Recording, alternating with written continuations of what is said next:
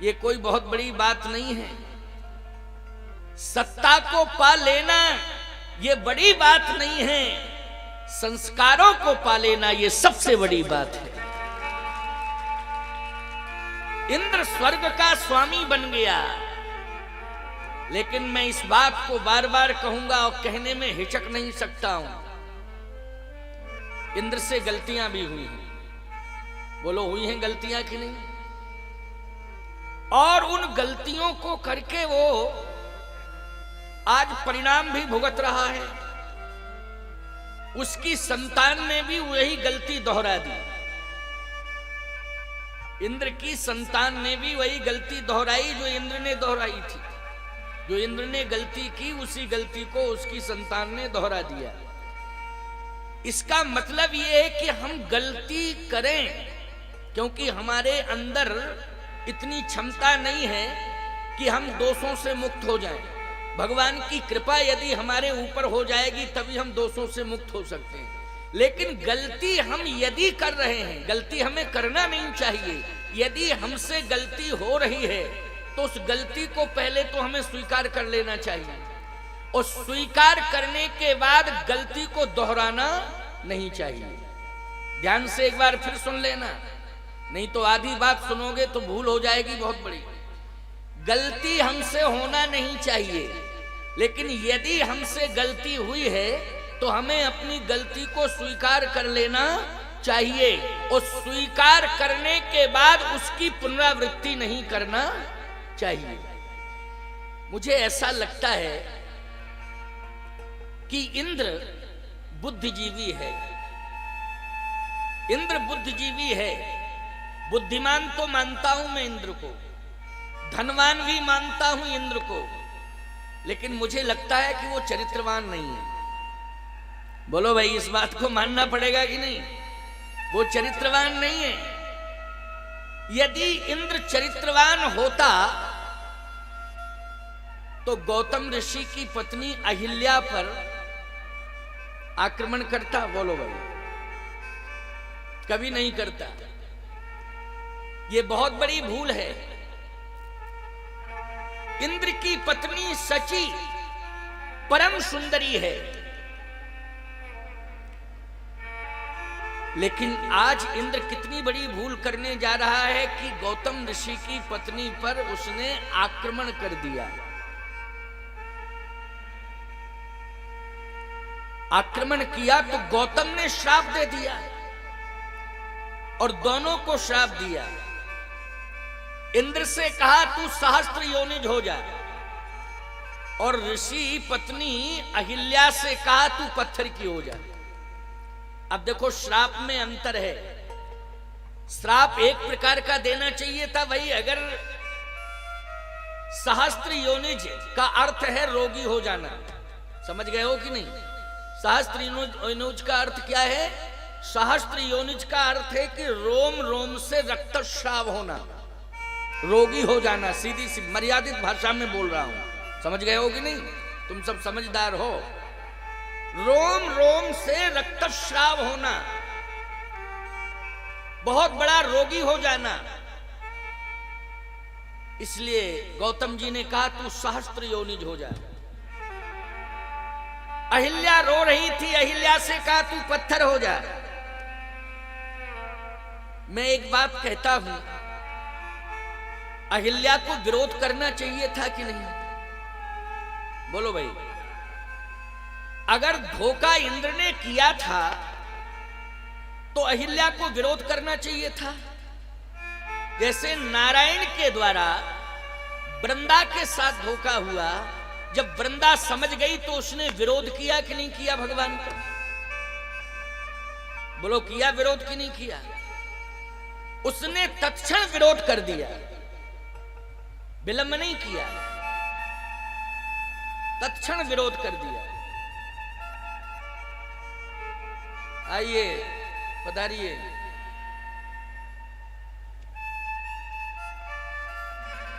आइए नागा जी, देखिए संत भगवान पधार रहे हैं। आइए, पधारिए।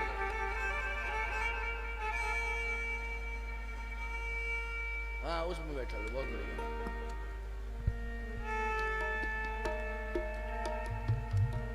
पधारो पधारो, जय हो।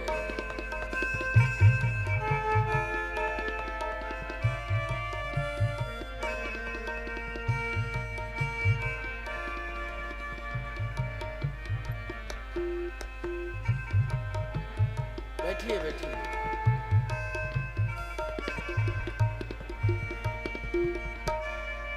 हमारे पोरशा आश्रम से, श्री नागाजी आश्रम से महंत श्री नागा राम कुमार दास जी महाराज पधारे हुए हैं।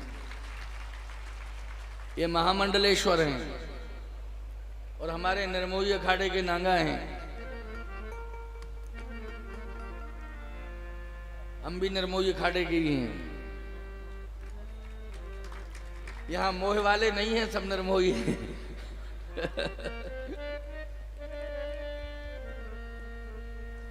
तो पावल कहाँ है?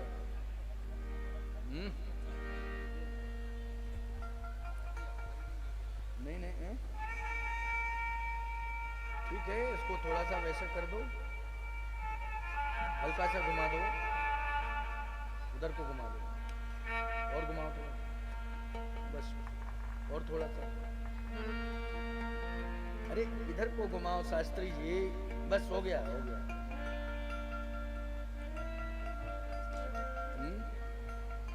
नहीं,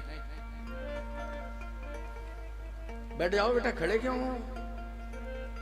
बैठो। हाँ तो ध्यान से सुनिए। वृंदा और अहिल्या, भगवान विष्णु और इंद्र। इंद्र ने गौतम ऋषि के आश्रम में जाकर अहिल्या के साथ छल किया। नारायण ने वृंदा के पास जाकर छल किया। बोलो किया कि नहीं? इंद्र के अपराध को आज तक क्षमा नहीं किया गया और भगवान नारायण के प्रति हमारी श्रद्धा दिनों दिन बढ़ती ही जा रही है। बोलो बढ़ती जा रही है कि नहीं? दिनों दिन उनके प्रति हमारी श्रद्धा बढ़ती जा रही है। और जब हम इंद्र का ये कृत्य पढ़ते हैं तो इंद्र के प्रति हमारी श्रद्धा नहीं होती। बोलो भाई, आप कहोगे महाराज जी पता नहीं आप क्यों ऐसा बोल रहे हैं। आखिर आप बोल रहे हैं इंद्र कितना महान है, आप क्या इंद्र की तुलना अपने से करना चाहते हैं? अपने को महान सिद्ध करना चाहते हैं? नहीं नहीं, मैं बिल्कुल नहीं कह रहा हूं।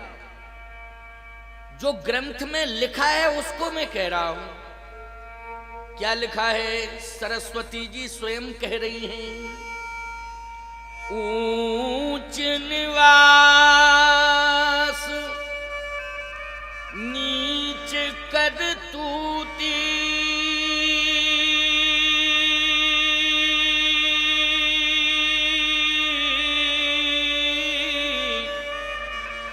देख न सकई पराई विभूति। अब बताइए भाई, जितने भी विद्वान यहाँ आए हैं सरस्वती पुत्र हैं कि नहीं कि इंद्र पुत्र हो? जल्दी बताओ। यज्ञ में जितने भी वैदिक विद्वान आए हैं वो इंद्र पुत्र हैं कि सरस्वती पुत्र हैं? सरस्वती पुत्र हैं। बोलो हैं सरस्वती पुत्र। लेकिन सरस्वती माता क्या कह रही है इंद्र के लिए? ऊंच निवास नीच कद तूती,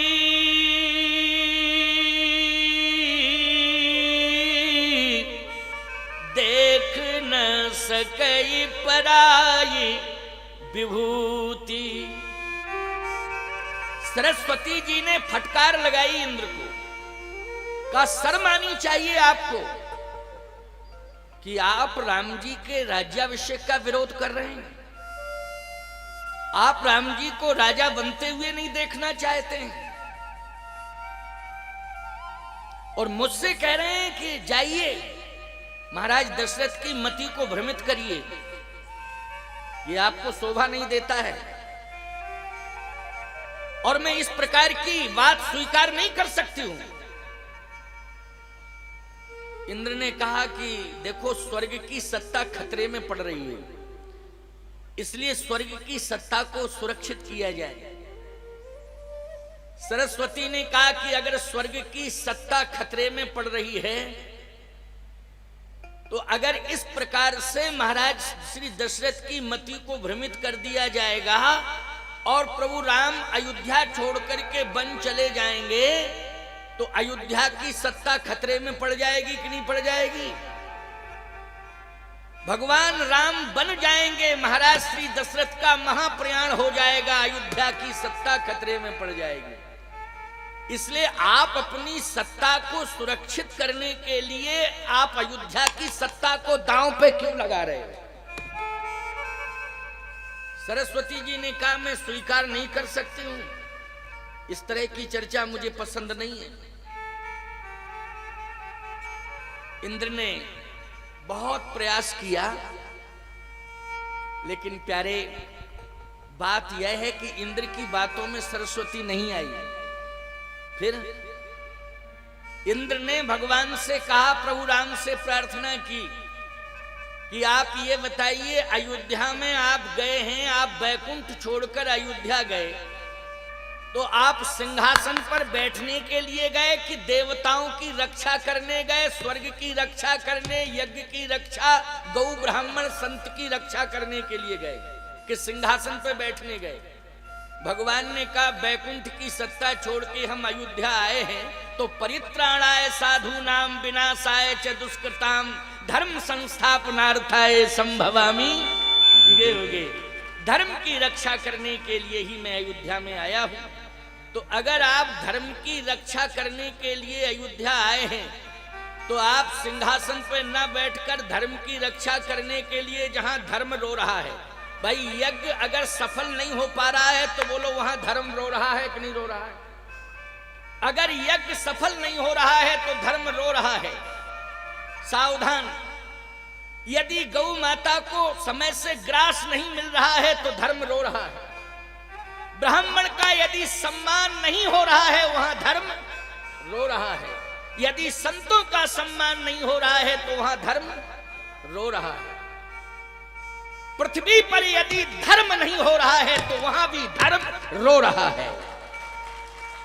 पृथ्वी पर अगर धर्म नहीं हो रहा है तो वहां भी धर्म रो रहा है। इसलिए कृपा करके आप ऐसी मति सरस्वती की कर दें कि सरस्वती जी अयोध्या आ जाएं। बड़ी प्यारी बात है, इसको ध्यान से सुनना, क्योंकि तुम सब रामायण के प्रेमी श्रोता हो। इसलिए मेरा भी प्रयास रहा कि मैं पहुंचूं, अवश्य ही पहुंचूं। समय दे दिया है तो पहुंचना चाहिए। पिछले बार कोरोना काल के कारण, कोरोना महामारी के कारण यज्ञ नहीं हुआ था, लेकिन इस वर्ष भगवान ने मौका दे दिया और ये तो माता जी की इच्छा। क्यों भाई? माता जी की इच्छा इस वर्ष की थी, पिछले वर्ष की नहीं थी। और नहीं तो प्यारे, माता जी की इच्छा है तभी तो यज्ञ हो रहा है। कोरोना की चर्चा तो फिर शुरू होने लगी है। क्यों भाई, होने लगी कि नहीं? लेकिन माता जी की इच्छा है तो यज्ञ शुरू हो गया। अब तो वो पूर्ण होके ही रहेगा प्यारे। अब वो यज्ञ तो पूर्ण होके रहेगा, लेकिन माता जी की इच्छा से यज्ञ हो रहा है और माता जी की इच्छा से ही यज्ञ पूर्ण होगा। और किसी भी प्रकार का कहीं कोई कोरोना का प्रकोप भी नहीं हो सकता है माता जी की इच्छा से। मां कृपा करेंगी, रक्षा करेंगी, यज्ञ भगवान रक्षा करेंगे। इसलिए आप सब बिल्कुल निश्चिंत होकर के कथा सुने, यज्ञ की परिक्रमा करें, लीला का दर्शन करें और भंडारा प्रसाद आदि प्रेम से पाएं। चकाचक आनंद चल रहा है, कोई दिक्कत नहीं। तो सरस्वती जी ने इंद्र पर टिप्पणी की और इंद्र को डांटा। ऊंच निवास पंकज तूती ओ देख न सकई पराई विभूति। मैं समर्थन नहीं कर सकती हूं, आपका ये विचार स्वीकारोक्त नहीं। लेकिन जब भगवान से प्रार्थना की, इंद्र ने कहा कि प्रभु हमारी बात तो नहीं मानी जा रही है, लेकिन आप ही समझाइए, आप ही समझाइए। अच्छा एक बात बताओ, व्यक्ति चाहे जितने ऊंचे पद पर क्यों ना बैठा हो, धन हो, बुद्धि भी हो, लेकिन जब चरित्र नहीं होता है तो लोग उसका अदब नहीं करते हैं। अदब नहीं करते हैं यदि चरित्र नहीं है तो, समझ लेना इस बात को। और कौन नहीं जानता है, मैं संकेत दे ही रहा था आपको कि क्या आवश्यकता थी कि इंद्र को गौतम ऋषि के आश्रम जाने की। बोलो भाई, क्या आवश्यकता थी? लेकिन गया और ऋषि पत्नी पर आक्रमण किया। आक्रमण किया तो गौतम आक्रोशित हुए और आक्रोश में आकर के गौतम ने श्राप दे दिया कि तू रोगी हो जा, सहस्त्र योनिज हो जा। अहिल्या से कहा तू पत्थर हो जा। लेकिन मैं कहना यह चाहता था कि पत्थर बनने का श्राप दिया अहिल्या को, और क्या आ जाती है? जड़ता। विरोध करना चाहिए था अहिल्या को, और अहिल्या को श्राप देना चाहिए था इंद्र को। गौतम की बात छोड़िए, अहिल्या को या कि नहीं दिया? नारायण को श्राप किसने दिया? वृंदा ने दिया। इसका मतलब है कि वृंदा स्वीकार नहीं करना चाहती थी, इसलिए श्राप दे दिया।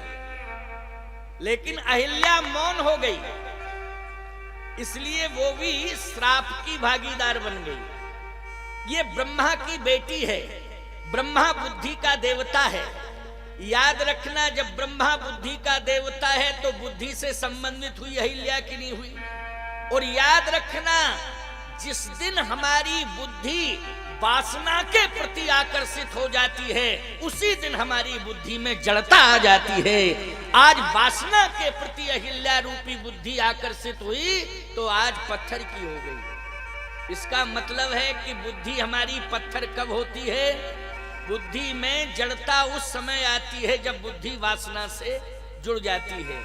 और जब हमारी बुद्धि उपासना से जुड़ जाती है तो हमारी बुद्धि में चैतन्यता आ जाती है, हमारी बुद्धि में चैतन्यता का संचार हो जाता है। आज अहिल्या श्रापित होकर के पत्थर हो गई, इंद्र रोगी हो गया। लेकिन प्रश्न इस बात का है कि भगवान नारायण ने भी वृंदा के साथ छल किया, तो नारायण का सम्मान क्यों बढ़ता जा रहा है और इंद्र अपयश का पात्र बन गया? नारायण सदा पूज्य हैं, सदा स्मरणीय हैं, सदा वंदनीय हैं। हम सब नित्य उनका स्तवन करते हैं। बोलो, करते हैं कि नहीं करते हैं? जब तक नारायण का स्तवन नहीं कर लेते हैं तब तक अन्न जल ग्रहण नहीं करते हैं। प्यारे, इतनी श्रद्धा है नारायण के प्रति। बोलो, है कि नहीं? ये नारायण का सम्मान कृत्य पर अगर विचार किया जाए, अगर विचार किया जाए तो वो ईमानदारी से बताओ, सोचना पड़ेगा कि नहीं हमें? लेकिन आज मैं समाधान किए देता हूं, बहुत बढ़िया निराकरण किए देता हूं, भ्रम निकाले देता हूं। यदि कोई व्यक्ति इस प्रकार की चर्चा करे तो आज के समाधान को कान से सुनना और हृदय में रखना, हमेशा हमेशा के लिए ये झंझट खत्म। और आप उत्तर देने में शेर बन जाएंगे, सिंह की तरह दहाड़ के बोलना, क्योंकि मैं स्पष्टीकरण दे रहा हूं। क्रिया और उद्देश्य, क्रिया और उद्देश्य। जैसे क्रिया देखने में निकृष्ट प्रतीत हो रही है, लेकिन यदि उसका उद्देश्य उत्कृष्ट है तो हमें क्रिया पर ध्यान नहीं देना चाहिए, क्रिया के उद्देश्य पर ध्यान देना चाहिए। जैसे एक अध्यापक किसी विद्यार्थी को अनुशासित बनाने के लिए उसको थोड़ा सा पीट रहा है, तो देखने वाली क्रिया बोलो निकृष्ट प्रतीत होती है कि नहीं? लेकिन विचार करना चाहिए अध्यापक का उद्देश्य क्या है। अध्यापक का उद्देश्य क्या है? अध्यापक का उद्देश्य यही है कि आज अगर उसको दो कठोर शब्दों में समझा रहा है विद्यार्थी को, अथवा थोड़ा बहुत हल्का फुल्का डंडे का प्रयोग करके समझाने की कोशिश कर रहा है, तो उसे अनुशासित करके महान बनाना चाहता है, उद्देश्य है। उसे अनुशासित करके अध्यापक महान बनाना चाहता है, ये उद्देश्य है। इसका मतलब है देखने वाली क्रिया निकृष्ट थी, लेकिन उद्देश्य महान निकला कि नहीं? उद्देश्य उत्कृष्ट निकला। अब आप सुन लीजिए, डाकू के हाथ में चाकू है और डॉक्टर के हाथ में चाकू है, ठीक है ना, दोनों के हाथ में चाकू है, लेकिन चाकू डॉक्टर भी लिए हैं और चाकू डाकू भी लिए हैं। तो हाथ में चाकू लेना ये क्रिया निकृष्ट है, लेकिन चाकू हाथ में लिया क्यों है, इस पर हमें विचार करना पड़ेगा। उद्देश्य क्या है? तो डाकू ने हाथ में चाकू लिया है, उद्देश्य है उसका लूटने का। बोलो भाई, क्या उद्देश्य है उसका? लूटने का। लूटने के उद्देश्य से डाकू ने हाथ में चाकू लिया है। ईमानदारी से बताओ, डाकू की क्रिया भी निकृष्ट है और उद्देश्य भी निकृष्ट है। लेकिन डॉक्टर ने यदि हाथ में चाकू लिया है तो याद रखना, देखने में तो लगता है कि ये चाकू लेके आ गया है, और फिर उसने ऑपरेशन करने के लिए चाकू को चलाया भी। तो बोलो, चाकू चलाने वाली क्रिया देखने में निकृष्ट लग रही कि नहीं? लेकिन जिस समय उसने ऑपरेशन करने के बाद, याद रखना, उस मरीज को रोग मुक्त कर दिया, तो उद्देश्य उत्कृष्ट निकल करके आया। इसलिए उसे धन्यवाद भी दिया जाता है और पुरस्कार भी दिया जाता है, और डाकू को सजा भी सुनाई जाती है। बोलो, और जेल के सलाखों के अंदर भी रखा जाता है, और हो सकता है कि उसको मौत के घाट भी उतार दिया जाए, फांसी की सजा सुना दी जाए। इसका मतलब यह है कि डाकू की क्रिया भी निकृष्ट है और डाकू का उद्देश्य भी निकृष्ट है, और डॉक्टर की क्रिया देखने में निकृष्ट लग रही है, लेकिन उद्देश्य उसका उत्कृष्ट है। बोलो, है उत्कृष्ट कि नहीं? अच्छा, एक और उदाहरण मैं आपको दे रहा हूं। कपड़ा दर्जी के यहां आप ले जाते हो तो दर्जी उसको काटता है, लेकिन जब कपड़ा दर्जी काटता है तो देखने में ऐसा लगता है कि कितना बढ़िया थान 20 मीटर का इसने 50 भागों में कर दिया। क्यों भाई? देखने में 20 मीटर का थान, लेकिन 50 टुकड़ों में तुम्हारे सामने ही उसने कैंची चला चला के और फेंक दिया। ऐसा नहीं कि उसने रखा हो, ऐसे क्यों फेंक देता है कि नहीं फेंक देता? बोलो। तो देखने में लगता है कि जहां हम हजारों रुपया दे करके दुकान से ये कपड़ा लाए थे, लेकिन एक सेकंड नहीं लगा, इसने 20 बार कैंची का प्रयोग करके इसने तार तार कर दिया कपड़े को। लेकिन ईमानदारी से बताओ, 2 दिन का मौका देता है कि 2 दिन बाद आना, और जब 2 दिन बाद आप आते हैं और कहते हैं मेरा कपड़ा कहाँ है, तो फर्स्ट क्लास उसने कुर्ता बना दिया, फर्स्ट क्लास उसने शर्ट बना दी, और जिस समय आपने पहनी तो कहा वाह, अब लगे हम बाबूजी हैं। क्यों लगता है अब हम लगे कि बाबूजी हैं? क्यों भाई, महसूस करते हो कि नहीं? और फिर पीठ भी थपथपाते हो और मन चाहा मुंह मांगा पैसा भी देते हो उसको। बोलो, देते हो कि नहीं? कपड़ा फाड़ने वाली क्रिया निकृष्ट प्रतीत हो रही थी, लेकिन कपड़े को जब उसने सुंदर सिल दिया, एक वस्त्र को बढ़िया दिव्य वस्त्र बना दिया, जैसे ही दिव्य वस्त्र बनाया और आपने पहना, आपने भी दिव्यता आ गई। तो ईमानदारी से बताओ, उद्देश्य उत्कृष्ट निकल के आ गया कि नहीं आ गया? और उद्देश्य जब उत्कृष्ट निकल के आया तो आपने धन्यवाद दे दिया। तीसरा उदाहरण मैं और दे रहा हूं, ध्यान से सुनना। कपड़ा अगर चूहे के हाथ में पड़ जाए, हाथ में काहे को पड़ जाए, उसके मुंह में, हाथ तो होते ही नहीं उसके। क्यों भाई? चूहे के मुंह में यदि कपड़ा पड़ जाए तो ईमानदारी से बताओ, वो भी बिल्कुल ताड़ ताड़। इसलिए नारायण वंदनीय है। नारायण जो है सदा सदा के लिए वंदनीय है। बात समझ में आती जा रही है कि नहीं? हाँ, आज नहीं आएगी तो कल समझा दूंगा, नहीं परसों नहीं बरसों में तो समझ ही जाओगे, है ना? लेकिन समझाऊंगा पूरी तरह से, आनंद दूंगा। आज ही समझ में आएंगी बहुत सारी बातें, क्योंकि हम बहुत सारी बातों को, कठिन से कठिन बातों को सरल कर देते हैं, सरल करके बोलते हैं। तो क्रिया और उद्देश्य। अब प्रश्न यह है कि उद्देश्य क्या था नारायण का? गोस्वामी जी कहते हैं उद्देश्य भगवान का ये है, जब जब हो अरे धर्म की हानि, बाढ़ही असुर अधम अभिमानी, तब तब प्रभु धर विविध शरीरा, हरहि कृपा निधि सज्जन पीरा, असुर मार था पै सुरन। उद्देश्य असुर मार था पै सुरन, राखे मृग सुति सेतु, और जग विस्तार ही विशद जस राम जन्म कर हेतु। श्रीमद् भगवत गीता के मत से परित्राणाय साधु नाम विनाशाय च दुष्कृताम, धर्म संस्थापनार्थाय संभवामि युगे युगे।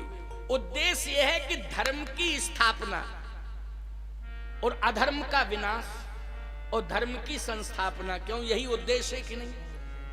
लेकिन मैं एक बात पूछ रहा हूं आपसे, अगर धर्म संस्थापनार्थाय, धर्म की स्थापना करने के लिए, धर्म की रक्षा करने के लिए वो परमात्मा आता है, तो वृंदा का पातिव्रत धर्म की रक्षा की है कि पातिव्रत धर्म को नष्ट किया है? वृंदा के पातिव्रत धर्म की रक्षा की है कि नष्ट किया है? नष्ट किया है भगवान। छलकर टारेउ तास व्रत, छलकर टारेउ तास व्रत, स्पष्ट लिखा है कि नहीं लिखा है? छल से भगवान ने वृंदा के पातिव्रत धर्म को नष्ट कर दिया। वाह, बात उलझ गई, लेकिन सुलझेगी बहुत अच्छे ढंग से। जैसे ही भगवान जाने लगे वृंदा के पातिव्रत धर्म को नष्ट करने के लिए, तो लक्ष्मी जी ने चरण पकड़ लिए। कहा, स्वामी आप कहां जा रहे हैं? तो भगवान ने कहा, देखो मैं असत्य कभी बोलता नहीं, परमात्मा सत्य स्वरूप है कि नहीं? वो कभी असत्य क्यों बोलेगा ही नहीं, वो तो सत्य स्वरूप है। सत्य तो यह है कि मैं वृंदा के पातिव्रत धर्म को नष्ट करने के लिए जा रहा हूं। लक्ष्मी जी से कहा। लक्ष्मी जी ने कहा, गजब हो गया, ये करोड़ों भक्तों पर क्या बीतेगी कि मेरा भगवान क्या करने गया। क्यों भैया, जैसे आप सब आस्थावान हो, आप किसी संत महापुरुष से जुड़े हो, और यदि उसके करैक्टर में बट्टा लग जाए तो बोलो उनके भक्तों पर क्या बीतती है, वो भक्त ही जानते हैं। बोलो, वो भक्त ही जानते हैं कि उन भक्तों पर क्या बीतती है? क्योंकि जिसके प्रति समर्पण है, आस्था है, यदि उसके चरित्र पर कहीं लांछन लग गया, यदि चरित्र पर लोगों ने उंगली उठा दी, टिप्पणी कर दी, तो शर्मिंदित हो जाता है भक्त समाज और मूक हो जाता है, फिर शब्द भी बोलने के लायक नहीं रहते। क्या होगा, आपके करोड़ों भक्तों पर क्या बीतेगी, और मैं आपकी सहधर्मी हूं, धर्म कार्य करने ना जाए। अच्छा, पत्नी रोकेगी पति को कि नहीं रोकेगी? यही कहेगी कि ऐसा कार्य करने आप ना जाएं, बर्दाश्त से बाहर है, मैं जाने नहीं दूंगी।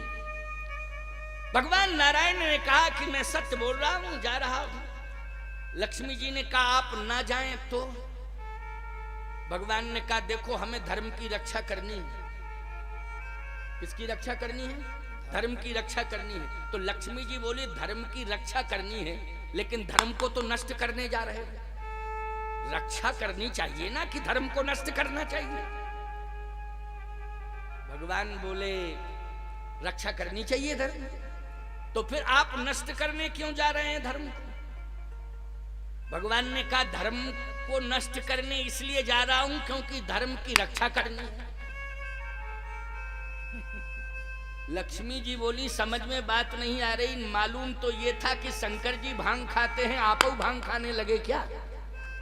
आप कैसी बात कर रहे हैं कि धर्म की रक्षा करने के लिए धर्म को नष्ट करने जा रहा हूं? क्यों, यही अर्थ हुआ कि नहीं? धर्म की रक्षा करने के लिए धर्म को नष्ट करने जा रहा हूं। लक्ष्मी अभी मुझसे उत्तर मत लो, जब मैं वापस लौट के आऊंगा तब तुम समझ लेना, हमें बोलने की बताने की जरूरत नहीं पड़ेगी। लक्ष्मी जी ने कहा स्वामी, आप यदि वृंदा का पातिव्रत धर्म नष्ट करने जा रहे हैं, इसलिए जा रहे हैं कि उसका पति अन्यायी अत्याचारी है। पति का क्या नाम था? जलंधर था। जलंधर ही तो हम कह रहे हैं, क्या हम मच्छंदर कह रहे हैं? क्यों भाई, जलंधर ही हमने कहा है शायद। हाँ भाई, एक पंडित इधर घेरे हुए, एक इधर घेरे हुए, बीच में मैं फंसा बैठा हूं। जलंधर ये अन्यायी है, अत्याचारी है, अनाचारी है, और इसके अन्याय से मेरे आराध्य शिव का भी अपमान हुआ है। इसी जलंधर ने मेरे आराध्य भगवान शंकर का अपमान किया है, और जो मेरे आराध्य का अपमान करेगा उसे मैं छोड़ूंगा नहीं। तो कहे आप सीधे जाके उससे टकराइए ना, जलंधर से। वृंदा के पास जाने की क्या जरूरत है? अपमान वृंदा ने किया है कि जलंधर ने किया है? बात सही हो रही है कि नहीं? क्लियर भाई, अपमान किसने किया है? अपमान तो जलंधर ने किया है, अपमान वृंदा ने नहीं किया है। तो आप वृंदा के पातिव्रत धर्म को नष्ट करने क्यों जा रहे हैं? आपको यदि नष्ट करना है तो डायरेक्ट जलंधर को नष्ट करिए। भगवान बोले डायरेक्ट हम जलंधर को नष्ट नहीं कर सकते। सही बोल रहा हूं, झूठ बोलते ही नहीं। डायरेक्ट मैं जलंधर को नष्ट नहीं कर सकता। लक्ष्मी जी ने कहा क्यों नहीं कर सकते आप डायरेक्ट? इसलिए कि वृंदा का पातिव्रत धर्म कवच बन करके उसकी रक्षा कर रहा है। जलंधर की रक्षा कौन कर रहा है? जलंधर के पास अपना कोई बल नहीं है, उसका कोई अस्तित्व नहीं है, लेकिन आज समस्त देव और महादेव ये सब पराजित हो रहे हैं, क्योंकि वृंदा का पातिव्रत धर्म बल बन करके आ जाता है, शक्ति बन करके आ जाता है। और जैसे ही लड़ता जलंधर नहीं है, फिर वृंदा का पातिव्रत धर्म लड़ने लगता है आगे आके, और वो चैलेंज करता है कि किसी माई के लाल में अगर ताकत हो तो जलंधर को छू के बतावे। बोलो चैलेंज कौन करता है? वृंदा का पातिव्रत धर्म करता है कि यदि किसी के माई के लाल में ताकत हो तो छू के बतावे जलंधर को। बोलो यही स्थिति हो जाती है कि नहीं हो जाती? मैं एक बात कहता हूं, दुर्योधन के पास कोई बल है, लेकिन भीष्म पितामह आगे आ जाते हैं रक्षा करने के लिए। दुर्योधन की रक्षा करने कौन आ जाते हैं? भीष्म पितामह। तो दुर्योधन अपने बल पर नहीं बल बलाता है, भीष्म पितामह के बल पर बल बलाता है। कि है कोई दुनिया में जो दुर्योधन को छू सके? क्यों भाई दुर्योधन को छू सके? क्योंकि रक्षा करने के लिए कौन आ गए हैं? भीष्म पितामह। इसलिए दुर्योधन के पास बल नहीं है, वो जब भी बोलता है तो भीष्म पितामह के बल पर बोलता है। जलंधर के पास अपना कोई बल नहीं है, लेकिन जलंधर यदि बोल रहा है, यदि लड़ रहा है, युद्ध कर रहा है, तो किसकी बदौलत कर रहा है? वृंदा के पातिव्रत धर्म की बदौलत। तो लक्ष्मी जी ने कहा महाराज, अगर वृंदा का सतीत्व नष्ट हो जाएगा तो जलंधर बोले अपने आप मर जाएगा, फिर तो मर ही जाएगा। लेकिन आपने ये सोचा मरने के बाद बनेगा क्या? मरने के बाद ये भी आप जानते हैं, क्योंकि आप जितना जानते हैं आपके अलावा दुनिया में कोई नहीं जानता। बोलो भाई, मरने के बाद कौन सा प्राणी क्या बनेगा, बोलो ये कौन जानता है? परमात्मा जानता है। बोलो जानता है। तो लक्ष्मी जी कह रही हैं कि जब वो मर जाएगा तो बनेगा क्या? तो भगवान ने कहा रावण बनेगा। रावण। और आप क्या बनेंगे? कहे हम राम बनेंगे। मैं क्या बनूंगी? कहे तुम सीता बनोगी। तो अगर आप वृंदा, जलंधर की पत्नी वृंदा के साथ छल कर रहे हैं, तो वही जलंधर रावण बन करके आपकी पत्नी के साथ छल करेगा कि नहीं करेगा? बोलो भाई, करेगा छल कि नहीं? शास्त्री जी आइए, इधर आइए।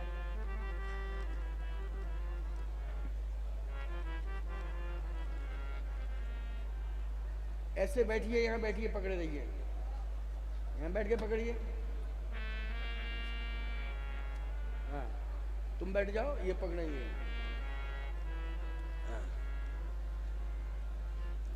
अब बताओ, ये इनकी ड्यूटी है कि ये हमारा सिंहासन देखें, हमारा दंड देखें। ये तुमको देख रहे हैं और हमें देख रहे हैं, इधर देख ही नहीं रहे व्यवस्था को, हैं? और हम कथा कहने में मस्त हैं, कथा कहने में लगे हुए हैं। चलो खैर कोई बात नहीं है, कथा सुनने में सब भूल जाते हैं, है नहीं? भूल जाते हैं, इसलिए मस्त हैं, कोई बात नहीं। आइए सुनिए, 2 बजे तक बोलूँगा। कल से टाइम से ही कार्यक्रम जैसा चल रहा था, 11 बजे से चलता है ना, 11 से 2 तक ही चलेगा कल से। आज 1 घंटा लेट हो गया मैं, 1 घंटा। 12 बजे तो मैं बैठ ही गया था, 12 बजे बैठा था ना, 12:15 तो मैं बैठा था। मेरा सिंहासन कै बजे बैठा?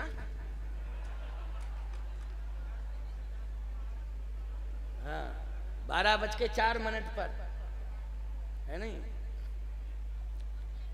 तो बात यह है कि 1 घंटे 1.25 घंटे लेट हो गया आने में। हो जाता हूं, अब दूर से आया, बीच में लोग रोक लेते हैं। भिंड में टाइम ज्यादा लग गया, भिंड में थोड़ा सा टाइम ज्यादा लग गया।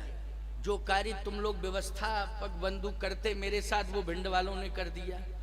यहाँ आके वो तुमको करना पड़ता है ना। तो उन लोगों ने जो है सारी व्यवस्था बना दी, और फिर थोड़ा उनका मन रखना पड़ा सबका, थोड़ा विलंबित हो गया। अब तो मुझे कहीं जाना ही नहीं है, यहीं रहना है। यहाँ से ज्यादा 2 किलोमीटर दूर रहूंगा, 2 ही किलोमीटर दूर, ज्यादा नहीं। आप लोगों के बीच में ही रहूंगा, ठीक है ना। कहीं जाना नहीं है तो टाइम से ही आऊंगा, लेकिन तुम लोग भी टाइम से आ जाना। इसका मतलब ये नहीं कि मैं टाइम से आ जाऊंगा, तुम लोग टाइम के बाद आओ। 11 बजे सब आने की कोशिश करना, समझ रहे हो कि नहीं? 11 बजे सारे लोग आने की कोशिश करना। और वैसे तो जगह जो है ज्यादा बहुत लंबी तो नहीं समझ में आ रही है, लेकिन इतनी जगह इधर व्यवस्था बना दी जाएगी साइडों में, क्यों?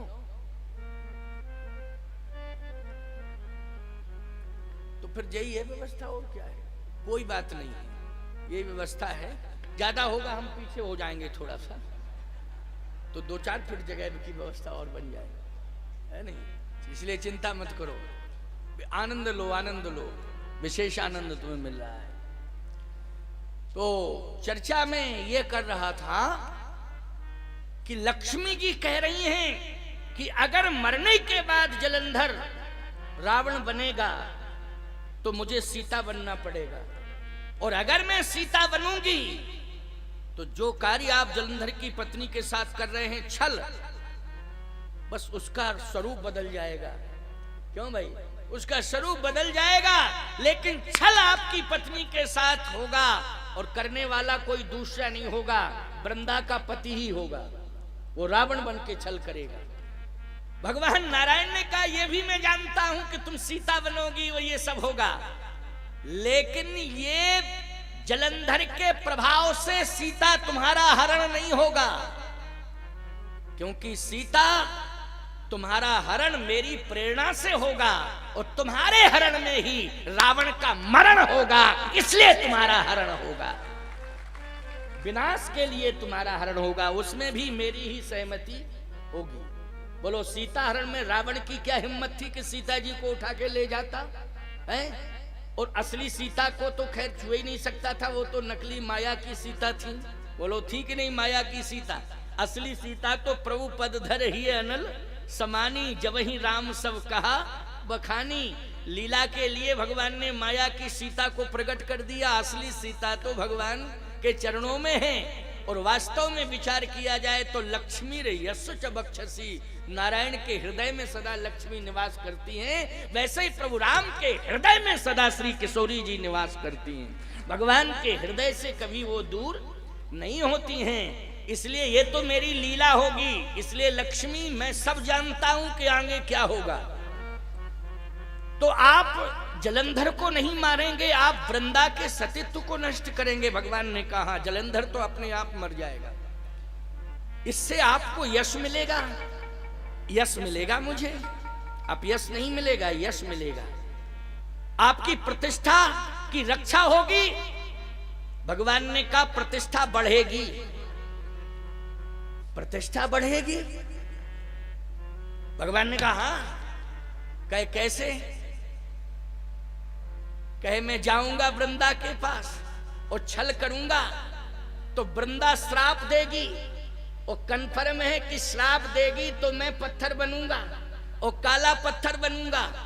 संसार में जितने मंदिर हैं उन मंदिरों में जो पत्थर से परमात्मा की आकृति बन के जाएगी, उन समस्त पत्थरों में प्राण प्रतिष्ठा की जाएगी। लेकिन वृंदा के द्वारा जो श्राप में मैं पत्थर बनूंगा, बिना ही प्राण प्रतिष्ठा के मैं प्रतिष्ठित हो जाऊंगा, शालिग्राम बनकर के दुनिया में पूजा जाऊंगा। बोलो शालिग्राम की प्रतिष्ठा होती है, जल्दी बोलो। और ये शालिग्राम बनाया किसने, जल्दी बोलो। वृंदा ने बनाया कि नहीं बनाया? तो बोलो भगवान की ऐसी प्रतिष्ठा बढ़ी श्राप से कि और मंदिरों में मूर्तियों में प्रतिष्ठा करानी पड़ेगी। लेकिन वृंदा ने जो श्राप दिया वो भगवान बिना ही प्रतिष्ठा के प्रतिष्ठा उनकी, कोई जरूरत नहीं है कि प्रतिष्ठा कराई जाए। और याद रखना, करोड़ों के मंदिर बनवा दो, कई 100 करोड़ की लागत से मंदिर बनवा देना, जयपुर जोधपुर की दुकान में जाकर के कई हजार रुपए की कीमत की मूर्तियां लाना प्यारे, लेकिन सत्य कहता हूं नित्य स्तवन अवसेक यदि होगा, पूजन अर्चन वंदन सर्वप्रथम होगा तो शालिग्राम भगवान का होगा प्यारे। इसके बाद अन्य मूर्तियों को स्पर्श किया जाएगा। बोलो सबसे पहले किसका पूजन होगा? शालिग्राम भगवान का होगा। चरणोदक तुम किसका लेते हो? शालिग्राम भगवान का लेते हो। पूरी दुनिया बोलो किसका चरणोदक लेती है? शालिग्राम। बोलो प्रतिष्ठा घटी के बढ़ी? बढ़ी प्रतिष्ठा कि नहीं बढ़ी? प्रतिष्ठा बढ़ी। और सुन लीजिए, लक्ष्मी जी से कहा कि सुनो लक्ष्मी, अभी मुझे जाने दो, फिर देखना उस लीला का तुम दर्शन करना कि वृंदा श्राप भी देगी और वृंदा माफी भी मांगेगी। वृंदा श्राप भी देगी और वृंदा माफी भी मांगेगी। लेकिन देखना तुम, अभी मुझे जाने दो। लक्ष्मी जी ने प्रणाम किया, कहा ठीक है नारायण, आपकी व्यवस्था है। देखो एक बात बताएं, यदि कोई सत्ताधारी अपनी सत्ता का संचालन अपने विवेक से कर रहा है तो पत्नी को हस्तक्षेप नहीं करना चाहिए। क्यों भाई? उसकी व्यवस्था है, वो अपने विवेक से। राष्ट्रपति रामनाथ कोविंद जी हैं, ईमानदारी से बताओ, वो राष्ट्रपति हैं, राष्ट्रपति उनको बनाया गया है। राष्ट्रपति के जितने भी अधिकार हैं उनका प्रयोग वो अपने विवेक और संविधान से करेंगे कि पत्नी के कहने से करेंगे? जल्दी बोलो। संविधान के हिसाब से करेंगे, अपना विवेक और संविधान, पत्नी के कहने से नहीं। इसलिए लक्ष्मी जी ने कहा महाराज आप सर्वाधिकार सुरक्षित हैं, आपके मार्ग में मैं बाधक नहीं बनना चाहती हूँ, अवरोधक नहीं बनना चाहती हूँ, लेकिन बस प्रार्थना करना चाहती हूँ। नारायण ने कहा मेरी लीला देखना लक्ष्मी, तुम भी आश्चर्यचकित हो जाओगी। और जैसे ही लक्ष्मी जी ने प्रणाम किया और नारायण जब चले साहब, तो जैसे ही पहुंचे तो सुनते जाना ध्यान से। छल कर तारे उतास व्रत, भगवान ने छल किया और वृंदा का व्रत भंग किया। और जैसे ही वृंदा का व्रत भंग हुआ, जलंधर अपने आप मर गया प्यारे, उसका अस्तित्व समाप्त हो गया। उसी समय जलंधर का अस्तित्व समाप्त हो गया। वृंदा को जब पता लगा कि मेरे साथ छल हुआ तो वृंदा क्रोध में आ गई और श्राप दे डाला कि जाओ तुम काले पत्थर हो जाओ। मैं जानती थी कि तुम भगवान हो, लेकिन भगवान ऐसा काम कभी नहीं कर सकता है। मैं नहीं मानती हूँ कि तुम भगवान हो, सारी दुनिया को ये बताऊंगी कि ये भगवान नहीं है, इनको भगवान मत मानना। भगवान ने कहा पहली बात तो ये है कि मैं कभी कहता नहीं हूँ कि मैं भगवान हूँ। अब ये दुनिया से बातें करो, दुनिया क्यों मुझे भगवान मानती है, और दुनिया मानती है तो मैं क्या करूँ इसके लिए, लेकिन मैं कभी नहीं कहता हूँ कि मैं भगवान हूँ। वृंदा ने कहा लेकिन आपने मेरे साथ छल क्यों किया? अगर आप भगवान हैं तो आप धर्म की रक्षा करने के लिए आए हैं कि धर्म को नष्ट करने? भगवान ने कहा धर्म की रक्षा करने के लिए। तो आपने मेरे पातिव्र धर्म को नष्ट किया कि नहीं किया? भगवान ने कहा कभी कभी धर्म की रक्षा करने के लिए धर्म को नष्ट करना पड़ता है। वृंदा बोली ये मैं नहीं समझ पा रही हूं कि धर्म की रक्षा करने के लिए धर्म को कैसे नष्ट किया जाता है। भगवान ने कहा जो धर्म अधर्म की रक्षा करने के लिए कवच बन करके आगे आ जाता है, ऐसे धर्म को नष्ट करना मेरा परम धर्म होता है। इसलिए मैंने तेरे धर्म को नष्ट कर दिया, क्योंकि तेरा धर्म अधर्म की रक्षा कर रहा था। अब बोलो भाई, क्रिया निकृष्ट थी, देखने में उद्देश्य उत्कृष्ट निकल के आया कि नहीं आया? आया कि नहीं? मैं एक बात कहता हूं, भीष्म पितामह आदरणीय हैं, सम्माननीय हैं। महाभारत की कथाएं भी आप सुनते हो, तमाम लोगों ने सुनी और पढ़ी होंगी कथाएं। भीष्म पितामह को मारने के लिए आदेशित किसने किया? अर्जुन को किसने आदेश दिया कि इनको मारो? भगवान कृष्ण ने। यह आदेश किसने दिया था? भगवान कृष्ण ने, कि मारो। अब बताइए, इतना बड़ा महापुरुष, साक्षात महाभारत में धर्म स्वरूप है पितामह, बोलो है कि नहीं? नैष्ठिक ब्रह्मचारी है पितामह, धर्म स्वरूप है पितामह, महाभागों में उनका सम्मान होता है। लेकिन ऐसे भीष्म पितामह को मारने के लिए अर्जुन को आदेशित कर रहे हैं भगवान। लेकिन अर्जुन क्या कहता है? अर्जुन यही कहता है कि और सब ठीक है नारायण, लेकिन मैं भीष्म पितामह के ऊपर बाण नहीं चलाऊंगा। क्यों नहीं चलाओगे? इसलिए नहीं चलाऊंगा क्योंकि ये साक्षात धर्म है। मैं तो अधर्म को नष्ट करने का संकल्प लिया हूं, धर्म को नष्ट करने के लिए नहीं। तो भगवान ने कहा एक बात बताओ कि अधर्म कौन है, किसको मानते हो अधर्म? अर्जुन ने कहा अधर्म मानता हूं दुर्योधन को, दुशासन को, शकुनी को, ये सब अधर्म है। भगवान ने कहा इनको अधर्म मानते हो, और धर्म किसे मानते हो? कहा भीष्म पितामह, कृपाचारी, द्रोणाचार्य, ये सब धर्म है। और अधर्म कौन है? का अधर्म जो है शकुनी है, अधर्म दुशासन है, अधर्म दुर्योधन है, ये अधर्म है। भगवान ने कहा तो अधर्म को क्यों नहीं मार रहे हो? कहा दिखाई दे तब ना। भगवान कृष्ण कहने लगे तुम्हें दिखाई नहीं दे रहा है, लेकिन मुझे तो दिखाई दे रहा है। हे अर्जुन, भीष्म पितामह, कृपाचार्य, द्रोणाचार्य, तीनों धर्मों के पीछे तीनों अधर्म छिपे हुए हैं। इसलिए जो धर्म की अधर्म की रक्षा करने में कवच का काम करता है, सबसे पहले उसी धर्म को नष्ट करना चाहिए। यही मेरी आज्ञा है कि इनको मार दो, क्योंकि ये अधर्म की रक्षा करने में लगे हुए हैं। इसलिए मैं कहता हूं भैया, समझने की कोशिश करना चाहिए, समझने की कोशिश करना चाहिए। भगवान नारायण ने आज धर्म को अगर नष्ट किया है, क्योंकि वो धर्म अधर्म की रक्षा कर रहा था। इसलिए जीवन में हमें एक संकल्प लेना चाहिए कि हम अधर्म का साथ न दें, हम अधर्म का साथ न दें, ये हमारा परम धर्म है। तो आइए मैं सुनाना चाहता हूं, और आप सबको एक बड़ा ही सुंदर चिंतन दे रहा था कि हम सब क्रिया और उद्देश्य, हमारी क्रिया भी उत्कृष्ट होनी चाहिए, उद्देश्य भी उत्कृष्ट होना चाहिए। यदि क्रिया देखने में निकृष्ट प्रतीत होती है तो उद्देश्य हमारा निकृष्ट नहीं होना चाहिए, उद्देश्य हमारा उत्कृष्ट होना चाहिए। रामचरितमानस में जैसे अम्बा केकई के लिए लोग कहते हैं कि केकई की क्रिया निकृष्ट है। क्या है क्रिया केकई की? कि राम जी को वन भेज रही है, मानी कौशल्या के बेटे को वन भेज रही है, और अपने बेटे को राज्य मांग रही है। इसके लिए पति के प्राण भी जा रहे हैं तो भी चिंता नहीं कर रही है कि भले ही पति के प्राण चले जाएं, लेकिन मेरा बेटा राजा बन जाए। लोग कहते हैं कि स्वामी जी नारी का धर्म क्या है? पति के चरणों में समर्पण करना, यह नारी का धर्म है। पुत्र के प्रति मोह तो करना चाहिए, लेकिन पति के चरणों में उसका समर्पण होना चाहिए। ये मैं नहीं कहता हूं कि संतान के प्रति मोह ना हो, अरे मां है तो मोह तो रहेगा ही संतान के प्रति, लेकिन मोह तो होना चाहिए। लेकिन समर्पण किसके प्रति होना चाहिए? समर्पण होना चाहिए पति के प्रति। लेकिन कैकेयी ने पुत्र के प्रति मोह किया और संपत्ति के प्रति समर्पण किया। समर्पण कहां किया? संपत्ति में समर्पण किया और भरत के प्रति मोह किया। लेकिन पति के प्रति उसका यही भाव है कि ये रहे चाहे ना रहे दुनिया में, लेकिन मेरा बेटा राजा बन जाए। लेकिन प्यारे एक बात सुन लो, ये बहिरंग दृष्टिकोण है, लेकिन अंतरंग दृष्टिकोण हम आपको बता रहे हैं, सुन लीजिए। कैकेयी ने जो भी किया है वो अपनी इच्छा से नहीं किया। किसकी इच्छा से किया? राम जी की इच्छा से किया है, अपनी इच्छा से नहीं।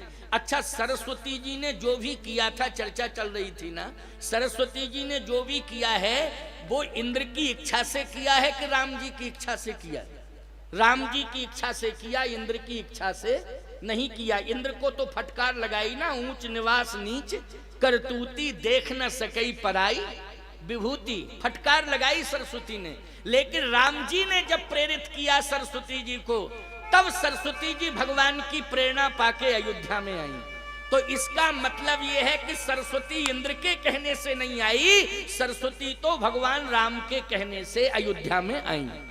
और सरस्वती जी ने जो भी कार्य किया है भगवान के कहने से किया। नाम मंथरा मंदमती चेरी के कई के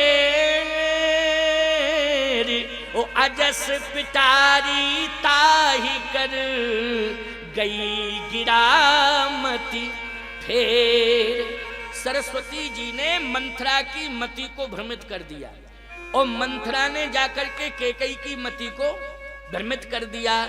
लेकिन ये क्रम जो जुड़ रहा है भ्रमित करने का, रामन जी की इच्छा से जुड़ रहा है। कैकेयी अपनी इच्छा से कुछ भी नहीं कर रही, बल्कि कैकेयी ने बोलो मंथरा का विरोध किया था कि नहीं किया था? आप सब रामायण पढ़ते हो, जब मंथरा ने इस प्रकार की बात कही कि कद्रू बिनते हैं दीन दुख तुम्हें कौशला दे, आदि आदि बातों से भ्रमित करने की कोशिश की मंथरा ने, तो उस समय राम विरोधी बयान सुन करके कैकेयी ने आंखें लाल कर ली। कहा तेरी जबान पकड़ के खींच लूंगी अगर तूने राम के विरोध में बयान दिया। खबरदार, आज के बाद निकल जा यहां से, आज के बाद मुंह दिखाने की आवश्यकता नहीं है। तू जानती नहीं है कि मैं राम से कितना प्रेम करती हूं और राम मुझसे कितना प्रेम करता है। मुंह पर करही स्नेह बिसेखी मैं करी प्रीति परीक्षा देखी। मैंने परीक्षा ले ली है, राम जितना प्रेम मुझ पर करता है संसार में किसी पर नहीं करता है। इतना प्रेम करने वाला राम, जिसने अपना सब कुछ निछावर कर दिया मेरे चरणारविंदों में, ऐसे राम को मैं वन भेजूं कभी नहीं हो सकता। जो विधि जन्म दे कर छोहू तो हो ये राम सिय पूत पतोहू। और मंथरा सुन ले, मैं भगवान से प्रार्थना करती हूं कि इस जन्म में तो मैं सौभाग्यशाली हुई कि कौशल्या से ज्यादा प्रेम राम कैकेयी पर करता है। और याद रखना, सीता जितना मुझसे प्रेम करती है ये मैं ही जानती हूं। कितना प्रेम करती है मेरे प्रति कैकेयी कहती है ये मैं ही जानती हूं। मंथरा तू नहीं जान सकती है। राम कितना प्रेम करता है ये मैं जानती हूं, तू नहीं जानती है। मैं परमात्मा से प्रार्थना करती हूं अगले जन्म में यदि मुझे नारी बनाना तो निश्चित रूप से मैं यही मांग रही हूं कि मुझे राम जैसा बेटा और सीता जैसी वधू देना। राम जैसा पुत्र मिलना चाहिए और सीता जैसी पुत्र वधू मिलना चाहिए अगले जन्म में भी। ईमानदारी से बताओ कैकेयी राम के प्रति कितना स्नेह रखती है और राम जी का कितना समर्पण कैकेयी के चरणारविंदों में है। कभी ऐसा हो सकता है कि कैकेयी राम को वन भेजने की बात कहे और भरत के लिए राज्याभिषेक की बात कहे, लेकिन याद रखना ये सब कुछ जो हुआ है माँ कैकेयी ने भी जो भी किया है भगवान राम की इच्छा से किया, ना मंथरा की इच्छा से किया और ना सरस्वती की इच्छा से किया। कैकेयी ने भी किसकी इच्छा से किया है, जल्दी बोलो? राम जी की इच्छा से। अब आप सुनते जाना, बहुत बढ़िया बात है। जीवन में एक होता है प्रकाश और एक होता है विकास। तो विकास और प्रकाश, अंतर क्या है विकास और प्रकाश में? विकास चाहे अरबों खरबों का आप कर लो, समझ लेना, लेकिन आप संसार की दृष्टि में प्रणम्य नहीं हो सकते हो, चाहे जितना अरबों खरबों कर लो। अच्छा एक बात बताओ, अंबानी बहुत बड़ा उद्योगपति है, टाटा बिरला डालमिया भी बहुत बड़े उद्योगपति हैं। आप नमस्कार तो कर लोगे, लेकिन अपना सिर उनके चरणों में रखोगे क्या? जल्दी बोलो। आप नमस्कार, आइए आइए, नमस्कार साहब आइए, आपका सम्मान है, आप उद्योगपति हैं, आप धनपति, आइए चाय पी लीजिए, थोड़ा सा नाश्ता कर लीजिए, थोड़ा आइए आइए जलपान कर लीजिए, क्यों? और यदि वो कहते नहीं टाइम नहीं है तो आप कहते हो आपकी मर्जी है, कोई बात नहीं, क्यों यही कहते हो कि नहीं आपकी मर्जी है, फिर कोई बात नहीं। लेकिन हमारा धर्म है कहने का कि आइए जलपान कर लीजिए, बैठिए, आपका स्वागत है। इतना शिष्टाचार आप करोगे, लेकिन समर्पण करोगे क्या? समर्पण नहीं कर सकते हो प्यारे। लेकिन मैं एक बात कहता हूं, अरबों खरबों का मंदिर चाहे न बना हो, एक चबूतरे पर ही भगवान की प्रतिमा अगर स्थापित है तो आप साष्टांग प्रणिपात करते हो कि आपकी कृपा मुझे चाहिए, आपकी कृपा होगी तो सब कुछ होगा। बोलो भाई, मंदिर भले ही ना बना हो, एक चबूतरे पर मूर्ति अगर बैठी है तो समर्पण पूरे परिवार के सहित होता है कि नहीं होता है? बोलो, परमात्मा के प्रति समर्पण, क्योंकि परमात्मा का संबंध विकास से नहीं है, परमात्मा का संबंध प्रकाश से है। जगत प्रकाश प्रकाशक रामू, प्रकाश सारे संसार में उसका प्रकाश फैल रहा है। बोलो फैल रहा प्रकाश की नहीं? पूरे संसार में उसका, यानी सूर्य भी अगर प्रकाश मांगता है तो किससे मांगता है? परमात्मा से मांगता है। वो परमात्मा, आज वो परमात्मा क्या चाह रहा है कि मैं सिंहासन पर बैठने के लिए नहीं आया हूं, मैं सोने के पलंग पर सोने के लिए नहीं आया हूं, मैं सोने के महल में रहने के लिए नहीं आया हूं, मैं तो सोने के महल का त्याग करके सबरी, निषाद और गीध का कल्याण करने के लिए आया हूं। इसलिए सबरी की झोपड़ी में जाऊंगा, निषाद को हृदय से लगाऊंगा और गीध को गोद में बिठाकर उसकी अंत्येष्टि करूंगा। मैं इसके लिए आया हूं, गिरवासी वनवासियों का कल्याण करने के लिए। 11.5 वर्ष तक राम जी चित्रकूट धाम में रहे। बोलो, कोल किरात भील वनवासी आदि आदि सब ये भगवान से जुड़े कि नहीं जुड़े? बोलो जुड़े। भगवान ने उन सब का कल्याण किया कि नहीं किया? 11.5 साल चित्रकूट अरण्य अभ्यारण्य में रह करके आज चित्रकूट धाम इतना बड़ा धाम, महिमा मंडित धाम है प्यारे, कि जितना महत्व अयोध्या का है उससे ज्यादा महत्व चित्रकूट धाम का है प्यारे। क्योंकि अयोध्या में राम की जन्मभूमि है, चित्रकूट श्री राम की तपोभूमि है। राम जी ने तप किया है और ऐसा तप किया है कि संपूर्ण संसार में राम जी का प्रकाश हो गया। विश्व रूप रघुवंश मणि, भगवान राम संपूर्ण संसार को प्रकाशित करना चाहते। दशरथ जी चाहते हैं कि राम सिंहासन पर बैठे तो राम का विकास होगा, और कैकेयी जी चाहती हैं कि राम जी सिंहासन नहीं, राम जी तो गिरवासी वनवासियों के बीच में जाएं, गौ ब्राह्मण के सम्मान की रक्षा करें, यज्ञ की रक्षा करें, संतों की रक्षा करें, धर्म की रक्षा करें। अगर धर्म गौ ब्राह्मण की रक्षा श्री राम के हाथों से हो गई, गिरवासी वनवासियों को प्रेम यदि राम के द्वारा मिल गया तो राम का विकास नहीं, संसार में प्रकाश हो जाएगा।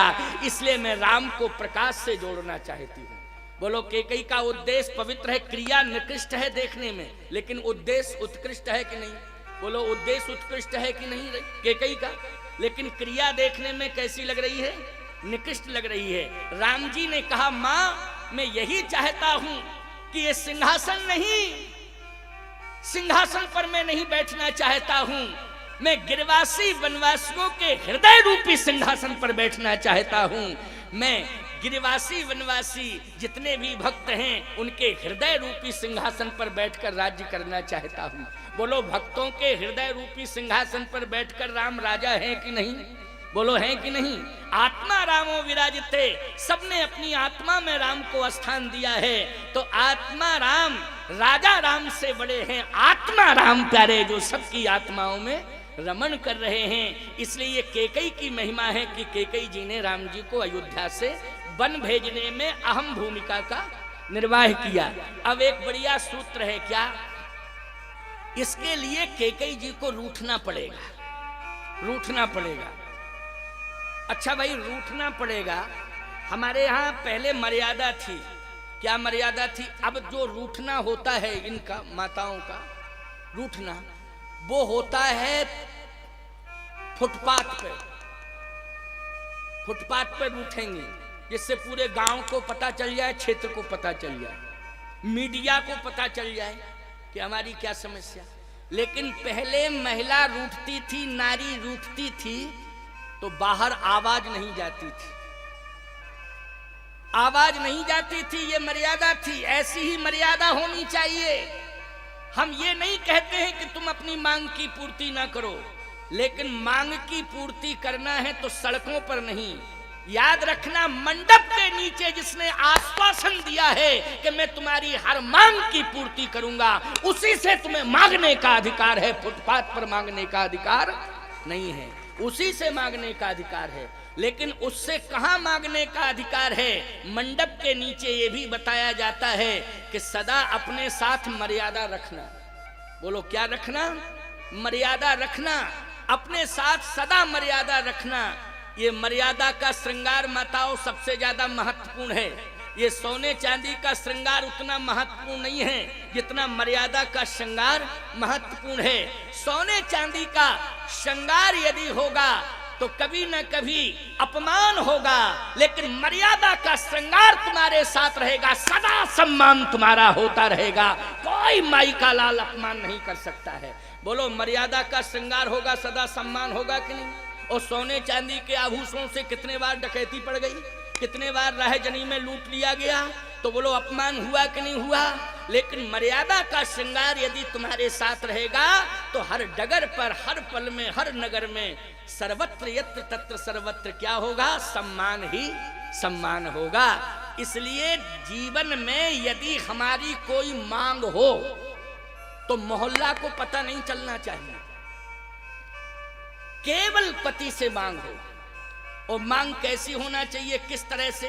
कैकेयी जी ने अपनी मांग कहां रखी? बोलो राजमहल के अंदर मांगा है कि कोप भवन में मांगा? बोलो राजमहल में नहीं। सीधी चली जाती राज्यसभा में, कहती हमारी मांगे पूरी करो, हमारी मांगे पूरी करो। लोग कहते हैं कि नहीं कहते?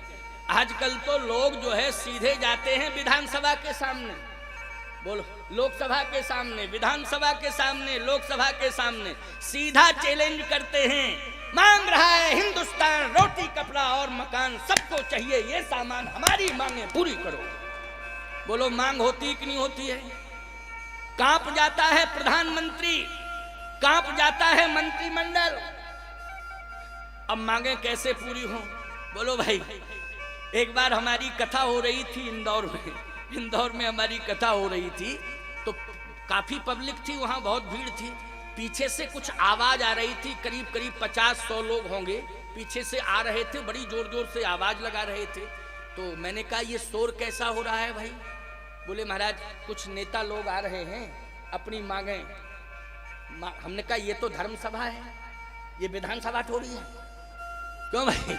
ये विधानसभा नहीं है, ये तो धर्म सभा है, इसमें मांग की क्या जरूरत है? तो सरकार के सामने मांग की जाए। बोले महाराज यहाँ जन सैलाव है, इसलिए वो प्रदर्शन कर रहे हैं कि कम से कम हमारी बात 100 लोग रखेंगे तो यहाँ कई हजार लोग हैं वो सुनेंगे तो प्रभावित होकर हमारे आंदोलन के सहभागी बनेंगे। हमने कहा ये धर्म सभा में इस प्रकार का प्रदूषण नहीं फैलाना चाहिए, लेकिन कुछ उद्दंड थे, माने नहीं। बोले मांग रहा है हिंदुस्तान रोटी कपड़ा और मकान, सबको चाहिए ये सामान।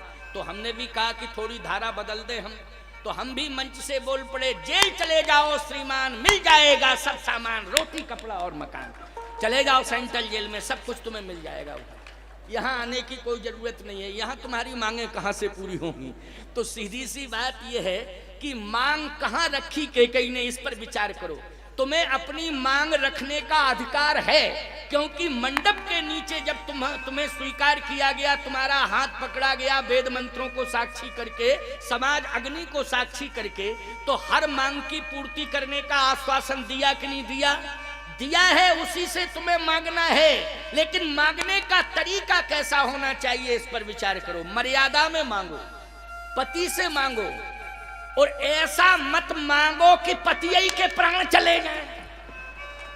ऐसा भी नहीं मांगना है। क्यों भाई, क्या फायदा है ऐसी मांग से कि पति के प्राण न रहे, प्राण ही चले जाएं, तो कौन फायदा है मांगने से? तो मैं कहना ये चाहता हूं, मांगने का तरीका होना चाहिए। कैसे मांगना चाहिए? बस यहाँ थोड़ा कैकेयी की क्रिया विभत्स नजर आ रही है, क्योंकि कैकेयी कोप भवन में पहुंची। अच्छा, रहती थी कनक भवन में। कहाँ रहती थी? कनक भवन में। लेकिन कोप भवन में पहुंच गई। भाई ठीक है, राज्यसभा में ना जाती, राजभवन में ना जाती, तो कनक भवन में दशरथ जी आते, वहां मांग लेती। लेकिन उसने राजभवन में नहीं गई, ये तो बहुत अच्छा हुआ। लेकिन कनक भवन से गई और सीधी कोप भवन में पहुंच गई। किसी ने कैकेयी से कहा कि कोप भवन में क्यों जा रही हो? तो कैकेयी बोली, कोप भवन का मतलब होता है नाराजगी कमरा, और नाराजगी कमरे का मतलब होता है कि जब कभी मांग की पूर्ति ना हो तो नाराज होकर के कोप भवन में जाए, और वहां मालिक समझ लेता था कि कोई समस्या है, और समस्या को समझ के समाधान के लिए फिर मालिक पहुंच जाता था और वहीं जाके समाधान कर देता था। लेकिन ये अयोध्या का जो कोप भवन है, ये जब से बना है तब से अभी तक यूज नहीं हुआ। समझ गए कि नहीं? जब से बना है, महाराज इक्ष्वाकु से के टाइम से बना है, समझ लेना। इक्ष्वाकु वंश है ना ये, इक्ष्वाकु के समय से बना हुआ कोप भवन, लेकिन अभी तक उपयोग में नहीं आया, यूज नहीं हुआ है। कैकेयी बोली तो मैं उद्घाटन किए देती हूं, मेरे द्वारा उद्घाटन हुआ जाता है। तो कैकेयी गई और प्रवेश कर गई साहब, और जैसे ही कोप भवन में प्रवेश की तो अंधकार ही अंधकार था। अंधकार, क्योंकि कोप भवन मानी होता है क्रोध का भवन। अच्छा, आंखों में अगर क्रोध आ जाए तो दिन के 12 बजे भी अंधकार हो जाता है कि नहीं? आंखों पे क्रोध आते ही अंधकार छा जाता है। हाँ, थोड़ा सा माइक ठीक करो बेटा, ये आवाज स्पार्किंग हो रही है ना कहीं से। तो क्यों हो रही स्पार्किंग? पानी तो नहीं बरसने लगा है? अच्छा, फिर कहां से हो रहा है? कोई बात नहीं, ठीक कर लो। देखो एक बात बताएं आपको, कभी भी रसोई में भोजन बन रहा हो, भोजन बनाने वाले को डिस्टर्ब मत करो, नहीं तो उस दिन तुम भोजन ही नहीं कर सकते हो। मिर्च ज्यादा डाल देगा, नमक ज्यादा डाल देगा, है? भोजन का स्वाद बिगड़ जाएगा, है ना? यही कहो कि वाह बहुत अच्छा भोजन बनाते हो, है? या बनाती हो, क्यों भाई बहुत अच्छा, थोड़ा तारीफ करो तो मन से भोजन बनेगा। ऐसे ही गाड़ी चलाने वाला ड्राइवर, बगल में मालिक बैठा हो और बगल में ड्राइवर गाड़ी चला रहा, और कहा जाए तुम बेवकूफ ड्राइवर हो, चलाना नहीं जानते हो, तुम ऐसे नहीं चलाना चाहिए तुमको, तुम बहुत ही नालायक हो, तुमको चलाना नहीं आता है, तुम बहुत मूर्ख ड्राइवर हो। ईमानदारी से बताओ, दिमाग खराब करोगे उसका तो ऐसी टच करेगा गाड़ी कि तुम निपट जाओगे और वो भाग जाएगा, क्योंकि उसके हाथ में स्टीयरिंग है। बोलो है स्टीयरिंग कि नहीं? तो कभी भी ड्राइवर को डिस्टर्ब मत करो, गाड़ी चला तारीफ करो उसकी, बहुत अच्छी गाड़ी चलाते हो बेटा, लेकिन थोड़ा धीमा चलाया करो, लेकिन चलाते तुम बहुत अच्छी हो गाड़ी, हम बहुत प्रसन्न हैं तुम्हारे ऊपर। फिर जब मंजिल पालो तो भले ही भगा दो उसको, समझ गए हो कि नहीं? लेकिन रास्ते में दिमाग खराब नहीं करना चाहिए। ऐसे ही ऑपरेटर माइक का, अब प्रवचन चल रहा है और हम उसकी खींचतान शुरू कर दें बेचारे की, तो पता नहीं कौन सा सिस्टम गड़बड़ कर दे तो गला ही निपट जाएगा, फिर अस्पताल के चक्कर काटते फिरो। लेकिन बहुत अच्छा है, बढ़िया साउंड है, तारीफ है तुम्हारे साउंड, एकदम तारीफ है, गजब की बात है?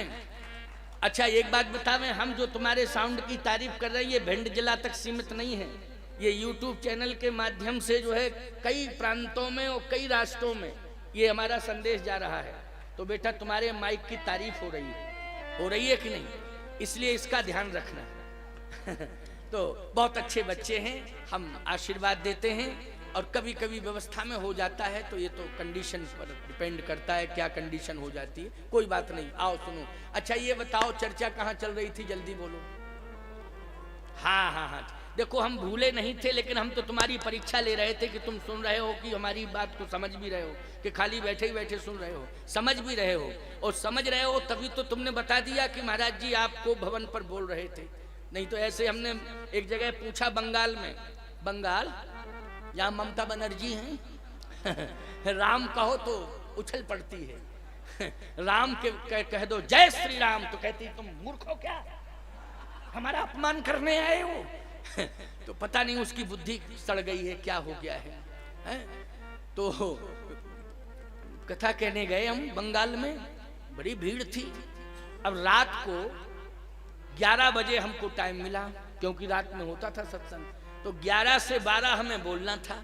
और जैसे हमने मंगलाचरण किया तो सामने एक श्रोता बैठा था, वो बगल वाले के ऊपर गिर पड़ा।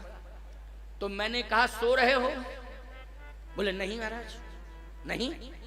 हमने कहा फिर बगल वाले के ऊपर क्यों गिर रहे हो? बोले नहीं। तो हमने कहा चलो धोखा हो गया। जैसे ही 15 मिनट के बाद फिर साइड में जो था इस तरफ, बाईं तरफ, दाहिनी तरफ, उस तरफ गिरा वो। तो मैंने कहा क्यों सो रहे हो? बोले नहीं महाराज। हमने कहा सो भी रहा हो? कहता नहीं महाराज। 20 मिनट के बाद फिर वो इधर गिरने लगा। तो हमने कहा जिंदा हो? बोले नहीं महाराज। हमने कहा ये मुर्दा है, इसको ले जाओ स्मशान घाट सीधे, इसका इंतजाम करो। ये यहाँ क्यों मुर्दे को लाए हो? क्यों भाई, जब अपने आप ही कह रहा है कि नहीं महाराज हम जिंदा है ही नहीं, तो इसको यहाँ बैठने का क्या अधिकार? इसको सीधे स्मशान घाट ले जाओ, जाओ इसका इंतजाम करो, इसकी अंत्येष्टि करो। तो सीधी सी बात यह है कि ऐसे सजग श्रोता हो तुम। हाँ ये बच्चा देखो ये रो रहा है, इसके माँ बाप खो गए हैं, इसलिए जहां भी इसके माँ बाप हो, माँ बाप को खोज के लाओ। बच्चा तो नहीं खोया है क्योंकि वो तो सबके सामने ही है, क्यों भाई, है कि नहीं? इसके माँ बाप जरूर खो गए हैं। और यदि इसके माँ बाप न मिले तो इस समय साधुओं की बड़ी कमी है, हमको दे देना, हम निर्मोही अखाड़े में ले जाएंगे और साधु बना देंगे, क्योंकि इस समय साधुओं की बड़ी कमी आ गई है। तो भाई हमें तो जरूरत है, अगर कोई लेने को तैयार ना हो तो भैया हम ले जाएंगे। अच्छा अच्छा अच्छा अच्छा, तब तो बढ़िया है। तो सुनो ध्यान से, बहुत बढ़िया बात है, जरा सुनना, समझने की कोशिश करना। हाँ मिल गए, उसके माता पिता मिल गए हैं, देखो मिल गए। तो आओ, कोप भवन ये क्रोध का भवन है। दिन में 12 बजे आंखों पर यदि क्रोध आ जाता है तो सूर्य के प्रखर प्रकाश में भी अंधकार छा जाता है। छा जाता है कि नहीं अंधकार? लेकिन केकई तो उस भवन में प्रवेश कर रही है जिसमें अंधकार ही अंधकार है, पहले से प्रकाश की कोई व्यवस्था नहीं। आंखों पे क्रोध है और भवन में अंधकार है। और जैसे ही कोप भवन में प्रवेश किया तो महाराज श्री दशरथ राजभवन से निकले। और राजभवन में चर्चा क्या कर रहे थे महाराज दशरथ? राजभवन में चर्चा कर रहे थे कि हमारी इच्छा यह है कि राम को राजा बना दें। तुम सबकी क्या इच्छा है? अयोध्यावासी बोले हम सबकी भी इच्छा है, सबके उर अभिलाष यह, सबके उर अभिलाष यह, कहीं मनाए महेश। ओ आप अछत जुबराज पद, राम ही देव नरेश। राजा राम जानकी रानी, आनंद अवध अवध रजधानी। सबकी इच्छा है राजा राम हो और महारानी जानकी जी हो, सबकी इच्छा। महाराज स्वागत है आपके निर्णय का, स्वागत है, आप तैयारी करिए। महाराज श्री दशरथ राजभवन से निकले तो ये मन का मनोरथ सुनाने के लिए केकई जी के पास गए। कहाँ जा रहे हैं? केकई जी के पास कि सुना दें, क्योंकि राम जी के ऊपर सबसे ज्यादा प्रेम करती है केकई। किसके ऊपर करती है? भगवान राम के ऊपर। और अगर राम को राजा बनाने वाली सूचना केकई को पहले दी जाएगी तो प्रसन्न हो जाएगी, वो बहुत प्रसन्न होगी कि हमारे मन की बात आपने कह दी। तो जैसे ही महाराज जैसे ही महाराज राजभवन से कनक भवन की ओर जाने लगे तो बगल में रंगनाथ जी का मंदिर है, क्योंकि रंगनाथ जी की पूजा होती है। रघुवंश में, सूर्यवंश में, इक्ष्वाकु वंश में किसकी पूजा होती है? रंगनाथ जी की पूजा होती है। अवधपुरी रघुकुल मणि राऊ, वेद विदित दशरथ नाऊ, धर्म धुरंधर गुणनिधि ज्ञानी, हृदय भगत मति सारंग पानी। ये सारंग पानी है भगवान विष्णु, इसलिए भगवान विष्णु ही रंगनाथ जी हैं। तो रंगनाथ जी का मंदिर बगल में था। महाराज श्री दशरथ राजभवन से निकले थे तो रंगनाथ जी भगवान का मंदिर बगल में था। महाराज को रंगनाथ जी के मंदिर में जाके भगवान रंगनाथ जी को सुना देना चाहिए था कि ऐसा ऐसा मन में विचार आया, पूरी अयोध्या की जनता चाहती, लेकिन अब आपसे प्रार्थना है कि आप ही सफल करो। अच्छा बोलो, कोई कार्य की सफलता के लिए प्रार्थना किससे करते हो? भगवान से प्रार्थना करते हो कि नहीं करते हो? अच्छा, समय कौन सा था? समय पर भी विचार करना चाहिए। साँझ समय सानंद नृप गयऊ के कई गेह। साँझ समय संधि काल, संधि काल में मैं आपसे ये पूछना चाहता हूं, भगवान के मंदिर में जाना चाहिए कि नहीं? बोलो। प्रातः सायं इन दोनों वेलाओं में कहां जाना चाहिए? भगवान के मंदिर में जाना चाहिए। मैं एक बात कहता हूं, अगर कैकेयी के भवन में ही जाना था तो मैं तो कहता हूं कि मनोरथ कैकेयी को ना बता करके अपने मन का मनोरथ कैकेयी और कौशल्या और सुमित्रा तीनों महारानियों को साथ ले जा करके भगवान रंगनाथ जी को सुनाना चाहिए था कि हमारा ये मनोरथ है कि राम राजा बने, भगवान हमारे मनोरथ को पूरा करें। लेकिन महाराज ने रंगनाथ जी की मंदिर की ओर देखा ही नहीं, सीधे कनक भवन की ओर गए। कनक भवन में रहती थी कैकेयी। कनक भवन में अब राम जी रहते हैं, पहले रहती थी कौन? कैकेयी रहती थी। कैकेयी का है कनक भवन। तो जैसे ही महाराज कनक भवन के दरवाजे पर प्रवेश करने ही वाले थे तो कैकेयी दिखाई नहीं दी, मंथरा बैठी बैठी रो रही थी। मंथरा। तो महाराज दशरथ ने मंथरा से कहा, मंथरा तू रो रही है लेकिन महारानी कैकेयी कहां है? तो मंथरा ने रोते हुए इशारा को भवन की ओर किया, को भवन की ओर। महाराज श्री दशरथ ने कहा कि कैकेयी को भवन में है। मंथरा ने कहा, हां महाराज। कारण क्या है? मैं नहीं जानती हूं, आप जाके पूछ लो। मंथरा क्या? देखो, मंथरा जो होती है वो अपना रोल अदा करती है। मंथरा, समझ गए हो कि नहीं? मंथरा एक कुप्रवृत्ति है, कुप्रवृत्ति का नाम मंथरा है। जैसे उस समय त्रेता में तो एक ही मंथरा थी ना, त्रेता में एक मंथरा थी ना, लेकिन मंथरा अब कम थोड़ी हुई, मंथराओं की तो बढ़ोतरी हो गई। उस समय त्रेता में केवल एक ही मंथरा थी। भले ही नाम से कोई नारी मंथरा ना हो, लेकिन जिस नारी के अंदर कुप्रवृत्ति है, याद रखना, वही मंथरा है आज वर्तमान में, उसी को हम मंथरा कहते। और उस समय एक मंथरा थी, अब तो एक एक गांव में 20-20 मंथरा है, 20-20 मंथरा है। और एक बात सुन लो माताओं, क्षमा करना, वैसे मैं क्षमा मांगता नहीं हूं, मैं धर्माचारी हूं, लेकिन आप मात्र शक्ति हैं, इसलिए अन्यथा न ले मेरी बात पर किसी भी प्रकार से कोई नकारात्मक टिप्पणी ना करने लग जाए। इसके लिए मैं पहले से ही निवेदन कर रहा हूं कि यदि जीवन में तुम महानता हासिल करना चाहती हो तो सकारात्मक सोच बनाओ।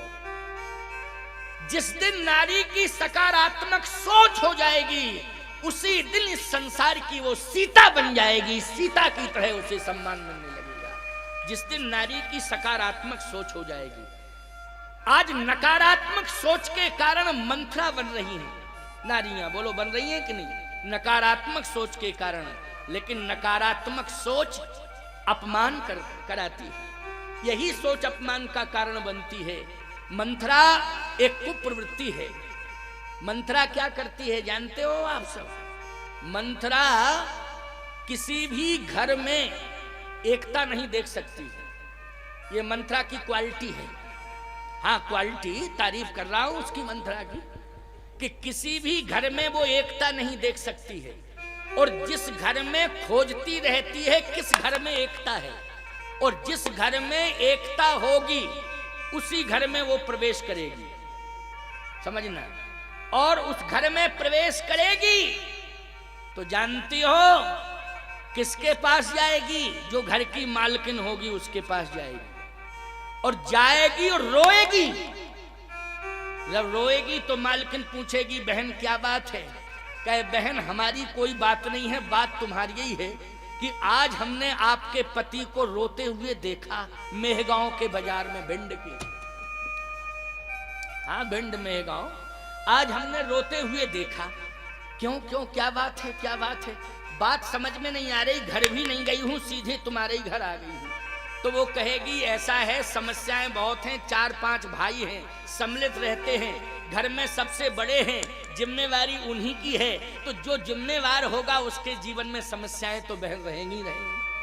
क्यों भाई, यही कहे, समझदार महिला यही कहेगी कि नहीं कहेगी? जो जिम्मेवार होगा उसके जीवन में समस्याएं तो रहेंगी ही रहेंगी। अरे बहन